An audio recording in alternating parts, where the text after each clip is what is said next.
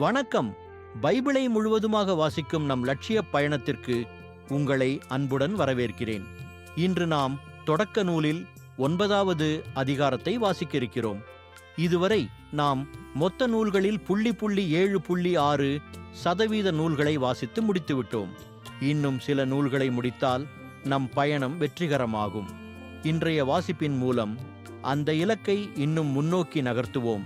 வாங்க தொடங்குவோம். நோவாவுடன் கடவுளின் உடன்படிக்கை.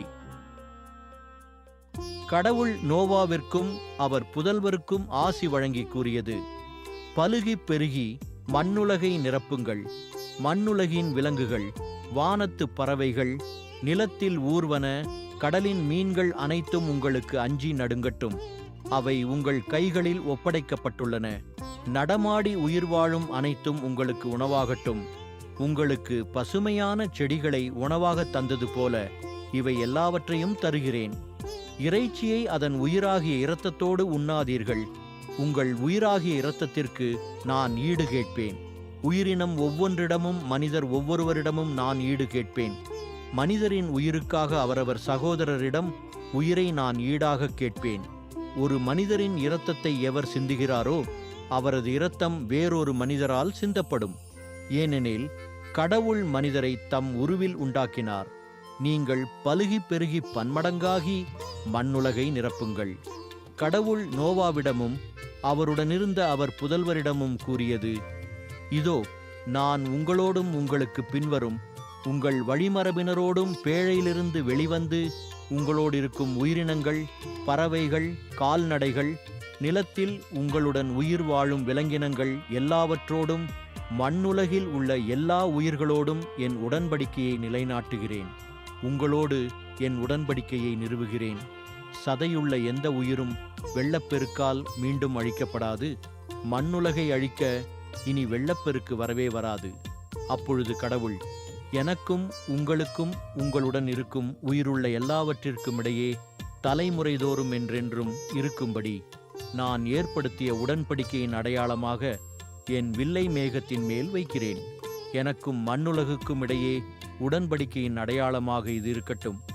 மண்ணுலகின் மேல் நான் மேகத்தை வருவிக்க அதன் மேல் வில் தோன்றும் பொழுது எனக்கும் உங்களுக்கும் சதையுள்ள உயிரினங்கள் எல்லாவற்றுக்கும் இடையே உள்ள என் உடன்படிக்கையை நான் நினைவு கூர்வேன்.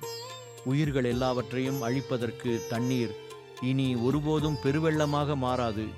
வில் மேகத்தின் மேல் தோன்றும் பொழுது அதை நான் கண்டு கடவுளாகிய எனக்கும் மண்ணுலகில் இருக்கும் சதையுள்ள உயிரினங்கள் அனைத்திற்கும் இடையே என்றென்றும் உள்ள உடன்படிக்கையை நினைவு கூர்வேன் என்றார். கடவுள் நோவாவிடம், எனக்கும் மண்ணுலகில் வாழும் எல்லா உயிரினங்களுக்கும் இடையே நான் ஏற்படுத்திய உடன்படிக்கையின் அடையாளம் இதுவே என்றார். நோவாவும் அவர் புதல்வரும். சேம், காம், எப்பேத்து ஆகியோர் பேழையிலிருந்து வெளிவந்த நோவாவின் புதல்வர். காம் கானானின் தந்தை. இவர்கள் மூவரும் நோவாவின் புதல்வர். இவர்களிலிருந்துதான் மண்ணுலகு முழுவதும் மனித இனம் பரவியது. நோவா நிலத்தில் பயிரிடுபவராகி திராட்சை தோட்டம் அமைத்தார். அவர் திராட்சை இரசத்தை குடித்து போதைக்குள்ளாகி தம் கூடாரத்தில் ஆடை விலகி கிடந்தார். கானானின் தந்தையாகிய காம் தன் தந்தை திறந்த மேனியாராய் கிடப்பதைக் கண்டு வெளியே இருந்த தன் இரு சகோதரரிடம் அதை தெரிவித்தான்.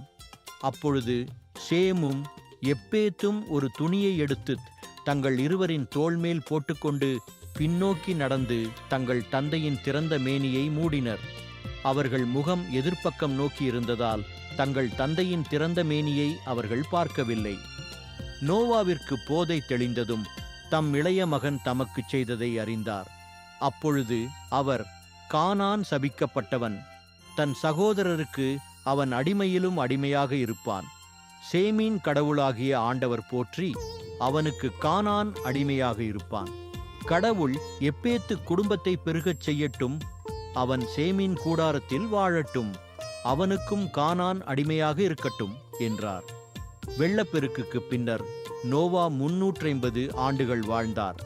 இவ்வாறு நோவா 950 ஆண்டுகள் வாழ்ந்தபின் இறந்தார். நாம் 1189 அதிகாரங்களில் 9 அதிகாரங்களை நிறைவு செய்துவிட்டோம். இன்னும் சில அதிகாரங்களை வாசித்தால் முழு பைபிளையும் முடித்து விடுவோம். நாளை அடுத்த அதிகாரத்தை பார்க்க சந்திப்போம். நாள்தோறும் இந்த பயணத்தில் நீங்களும் பங்கேற்றால் பைபிளை முழுமையாக வாசித்து முடிப்போம். இது நம் வாழ்க்கையிலும் ஆன்மாவிலும் பெரிய மாற்றத்தை ஏற்படுத்தும். இந்த பயணம் உங்களுக்கு நம்பிக்கையையும் சமாதானத்தையும் கொடுத்தால் இந்த வீடியோவை லைக் செய்யவும் சப்ஸ்கிரைப் செய்யவும் மறக்க வேண்டாம். பகிர்ந்து மற்றவர்களையும் இந்த பயணத்தில் சேருங்கள். நாளை மறக்காமல் வாருங்கள்.